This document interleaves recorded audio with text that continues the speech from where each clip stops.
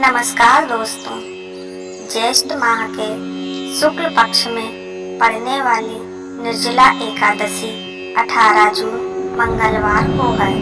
इस व्रत को देवव्रत भी कहा जाता है क्योंकि सभी देवता, दानव, नाग, यक्ष, गंधर्व, किन्नर, नवग्रह आदि अपनी रक्षा और श्री हरि विष्णु की कृपा पाने के लिए एकादशी का व्रत करते।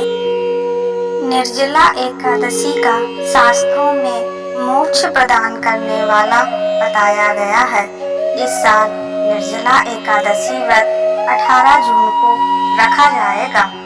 साल भर में 24 एकादशी आती है, उसमें सबसे महत्वपूर्ण निर्जला एकादशी को माना जाता है।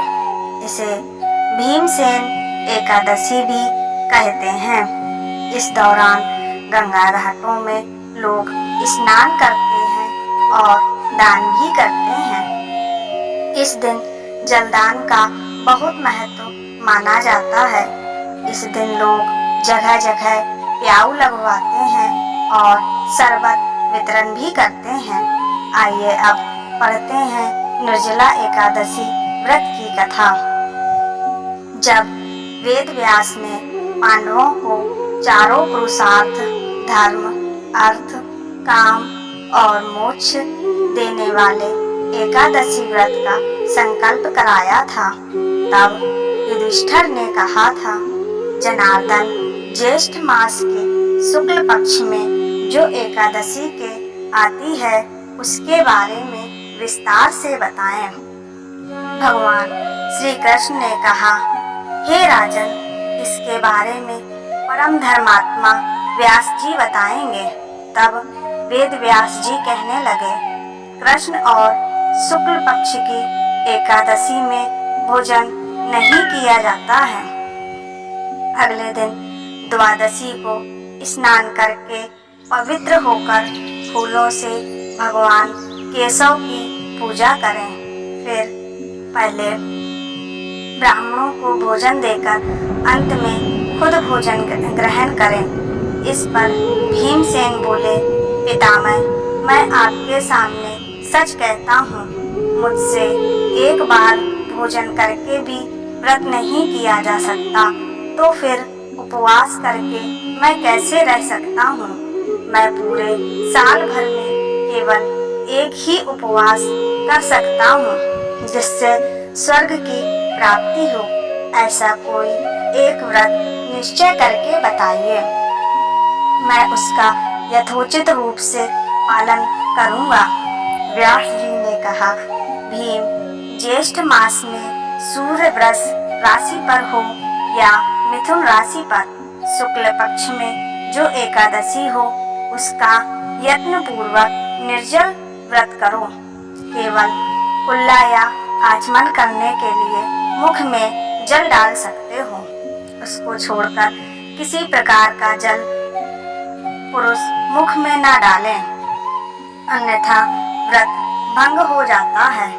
एकादशी को सूर्योदय से लेकर दूसरे दिन के सूर्योदय तक मनुष्य अन्न तथा जल का त्याग करें तो यह व्रत पूर्ण होता है। इसके बाद द्वादशी को प्रभात काल में स्नान करके ब्राह्मणों को विधि पूर्वक जल और सुवर्ण का दान करें। इस प्रकार सब कार्य पूरा करके जितेंद्रिय पुरुष ब्राह्मणों के साथ भोजन करें। वर्ष भर में जितनी एकादशियां होती हैं उन सब का फल इस निर्जला एकादशी से मनुष्य प्राप्त कर लेता है।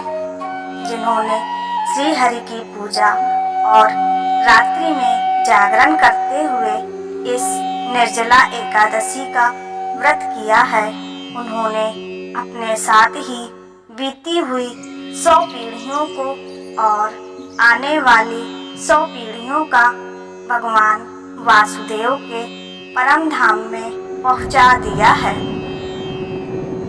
जो इस एकादशी की महिमा को भक्ति पूर्वक सुनता अथवा उसका वर्णन करता है, वह स्वर्ग लोक में जाता है। चतुर्दशी युक्त अमावस्या को सूर्य ग्रहण के समय श्राद्ध करके मनुष्य जिस फल को प्राप्त करता है वही फल इस कथा को सुनने से भी मिलता है। भीमसेन ज्येष्ठ मास में शुक्ल पक्ष की जो शुभ एकादशी होती है उसका निर्जल व्रत करना चाहिए। उस दिन श्रेष्ठ ब्राह्मणों को शक्कर के साथ जल के घड़े दान करने चाहिए। ऐसा करने से मनुष्य भगवान विष्णु के समीप पहुंचकर आनंद का अनुभव करता है। इसके बाद द्वादशी को ब्राह्मण भोजन कराने के बाद स्वयं भोजन करें। जो इस प्रकार पूर्ण रूप से पापनाशनी एकादशी का व्रत करता है वह सब पापों से मुक्त हो आनंदमय जीवन व्यतीत करता है। यह सुनकर भीमसेन ने भी इस शुभ एकादशी का व्रत आरंभ कर दिया।